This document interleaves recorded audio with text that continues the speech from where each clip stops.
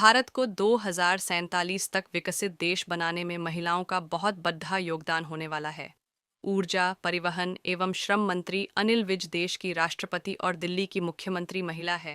जो गर्व की बात, आज हरियाणा सरकार 35 श्रेष्ठ महिलाओं को सुषमा स्वराज अवार्ड से सम्मानित कर रही है।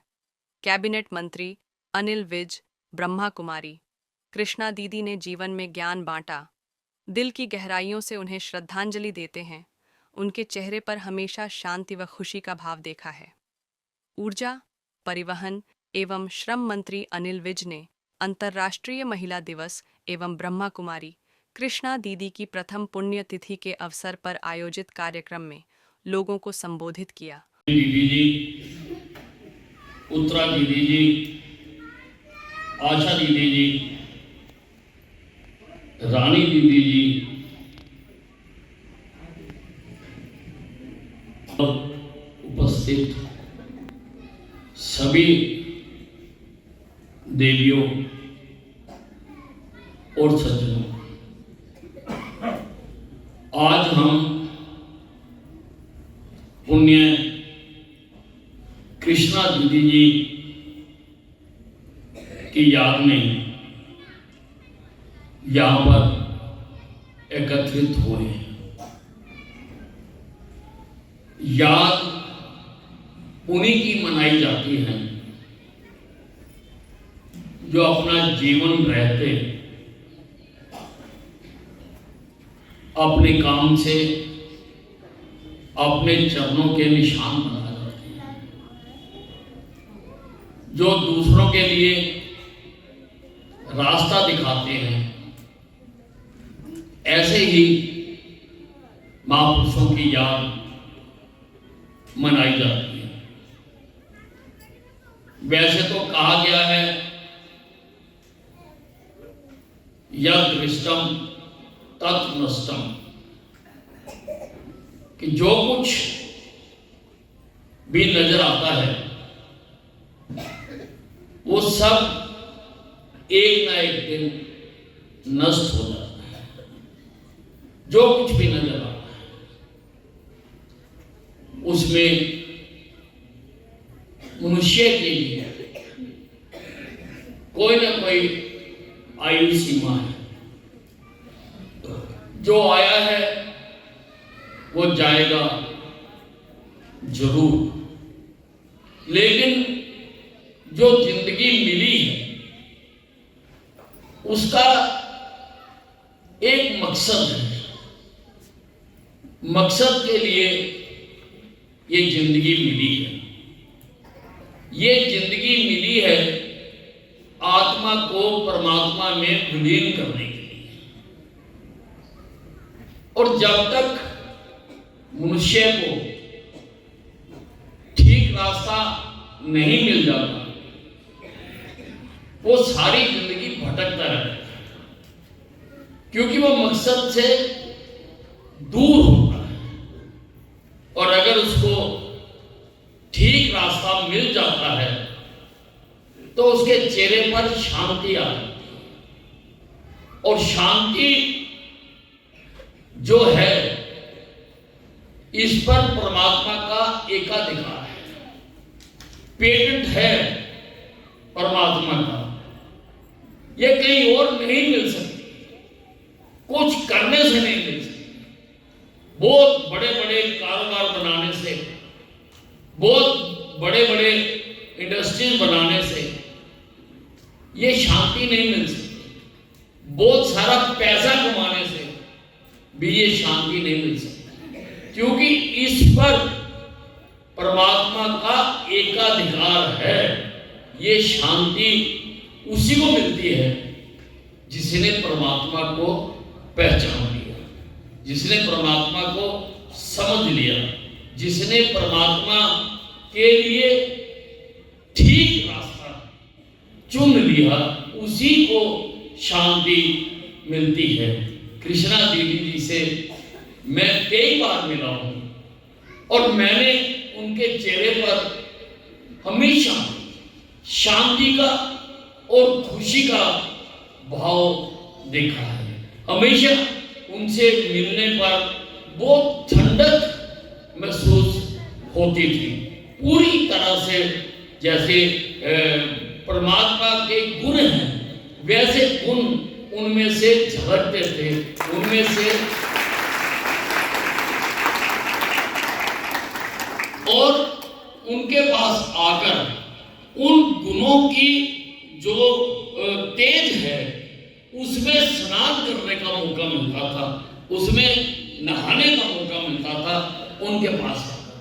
और ये तेज जो है, ये खुशी जो है चेहरे पर, मैं सारा दिन लोगों के चेहरे देखता हूँ, मैं राजनीति में, मैं कई प्रकार के लोगों से मिलता हूँ और सभी चेहरों पर चिंताएं, कुछ प्राप्त करना, कुछ खो जाना, ऐसी रेखाएं मैं लोगों के चेहरे पर देखता हूं। हंसने वाला चेहरा तो दुर्लभ चेहरा है। कृष्णा बहन जी के चेहरे पर हंसी होती थी, ये हंसी उसी के चेहरे पर आ सकती है जिसने इस सृष्टि का लोक परलोक का अर्थ जान लिया है, जिसने लोक परलोक का अर्थ जान लिया है, ये उसी के चेहरे पर आ सकते हैं। वैसे तो आदमी आज लोभ मोह अहंकार में फंसा हुआ है, लोभ मोह अहंकार में इसी में फंसा हुआ है। लेकिन अगर उसने ठीक रास्ता अपना लिया, अभी दीदी कह रही थी कि मन को साधना ही जो है वो व्यक्ति का काम है, कि ये जो हमारा मन है अगर हम इसको नियंत्रित कर लें, ये मन भटकता रहता है, ये दूर दूर तक भागता रहता है, ये प्रभु के चरणों में बैठकर भी शरीर प्रभु के चरणों में होता है परंतु मन नहीं होता है, मन कहीं और घूम रहा होता है। तो अगर हम मन को साध लें कि जहां हम हैं हमारा मन भी वहीं पर रहे। एक कहानी है, एक साधु को एक जिन मिल गया। जिन ने कहा कि हे साधु, तू जो काम कहेगा मैं वो करूंगा, मैंने आज से तेरा ही हुक्म माना। साधु ने उसको काम बताया, उसने कहा रोटी ले आओ, वो रोटी ले आया। उसने कहा कपड़े ले आओ, वो कपड़े ले आया।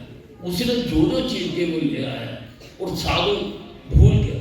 जिनने ये कहा था कि अगर तो तू मुझे बिजी रखेगा तो मैं तेरा काम करूंगा, अगर मैं खाली हो गया तो मैं तेरे को खा दूंगा। तो साधु बहुत घबराया।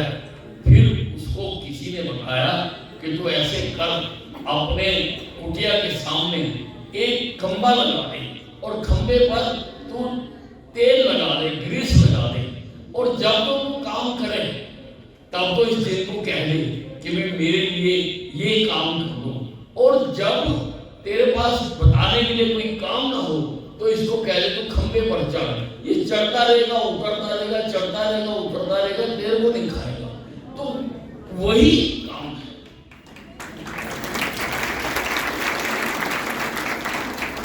वही काम है कि अपने ईष्ट को, अपने परमात्मा को आप याद करते हैं, आप उसको हर समय याद करते रहें तो वो आपके सारे काम अपने आप कर देगा।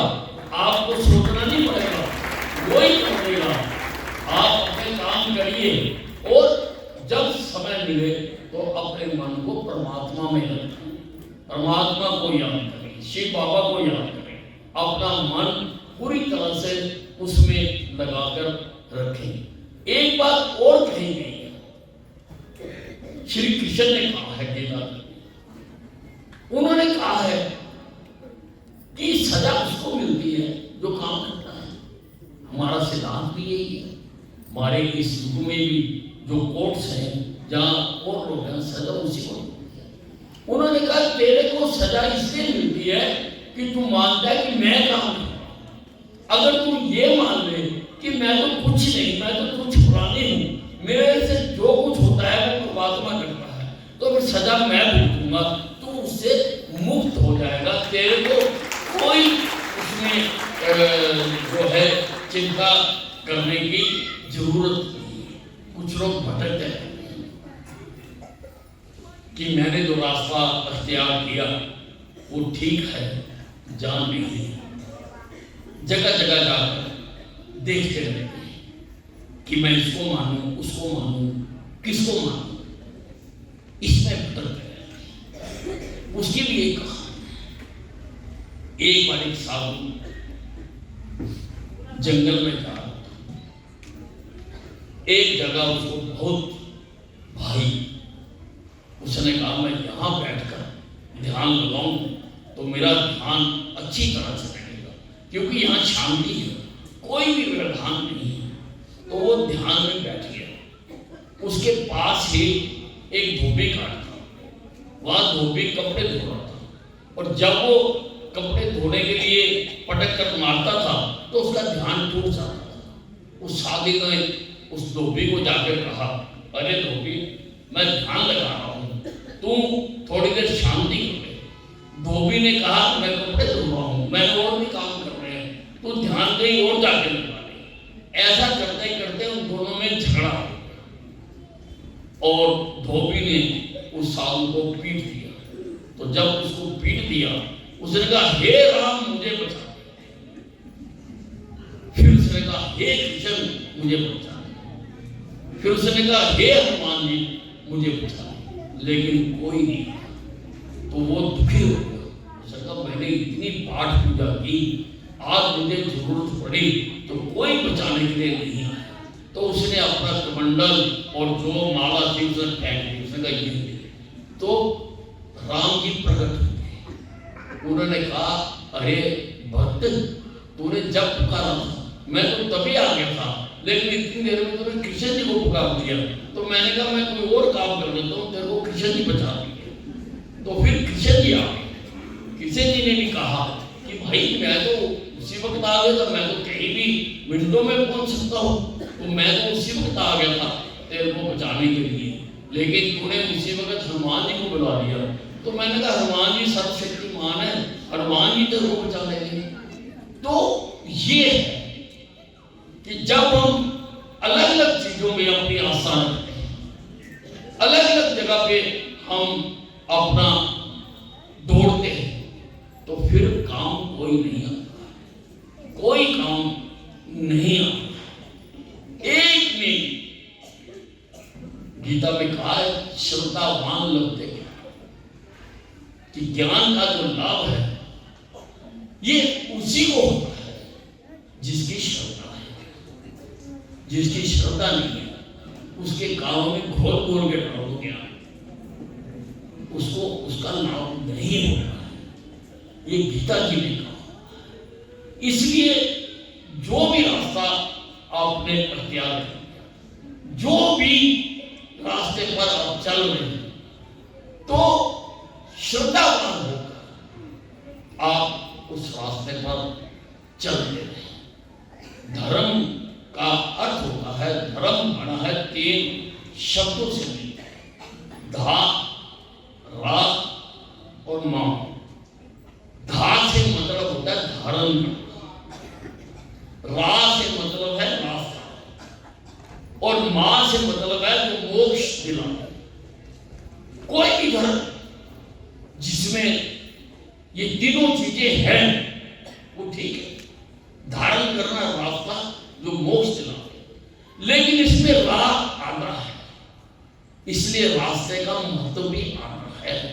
आप कोई रास्ता अख्तियार करो जो आपको मुक्ति दिलाता हो, आपको मोक्ष दिलाता हो, आपका धर्म वही है। एक बार एक राजा ने अपने राज्य के सबसे बड़े साधु को कहा कि मैं आपसे ज्ञान लेना चाहता हूँ, मैं आपसे दीक्षा लेना चाहता हूँ, लेकिन मैं लेना चाहता हूँ नदी के पार से। तो साधु ने कहा, कोई बात नहीं, नदी के पार दीक्षा दे देंगे। तो पहले दिन राजा और साधु भाई उन्होंने किश्ती बनाई। तो राजा ने कहा, नहीं नहीं, ये किश्ती छोटी है, मैं इसमें नहीं रहूंगा। राजा था। अगले दिन फिर दोनों आए, फिर किश्ती में गए।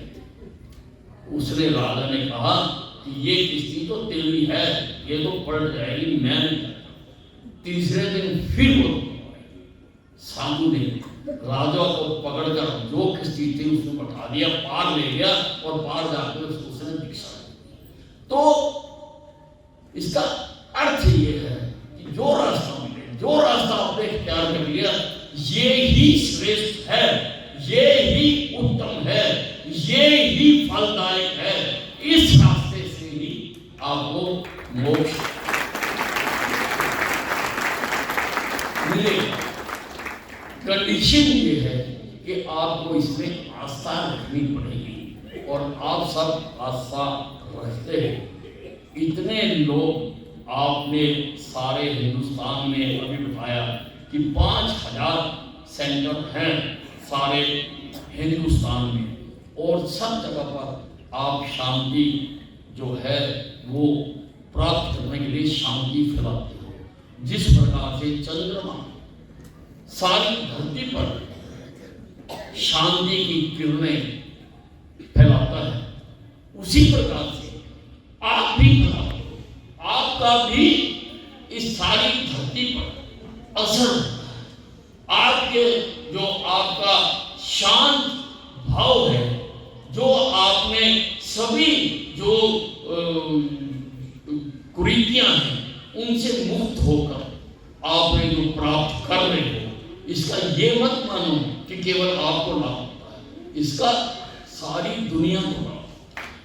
क्योंकि शांति की किरणें जो आपसे उपजती हैं, ये जो नहीं आपके रास्ते पर चल रहा, ये उसमें भी शांति, उसको भी शांति की किरणें उस पर भी डालती हैं और उसको भी असर करती हैं।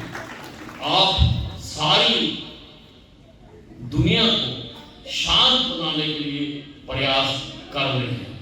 आप सेवा भाव भी आपके अंदर है, और अभी कहा कि जो लाभ है वो देने में है, दान करने में है, सहायता करने में है। और सबसे बड़ा ज्ञान जो मैं समझता हूँ वो है ज्ञान दान।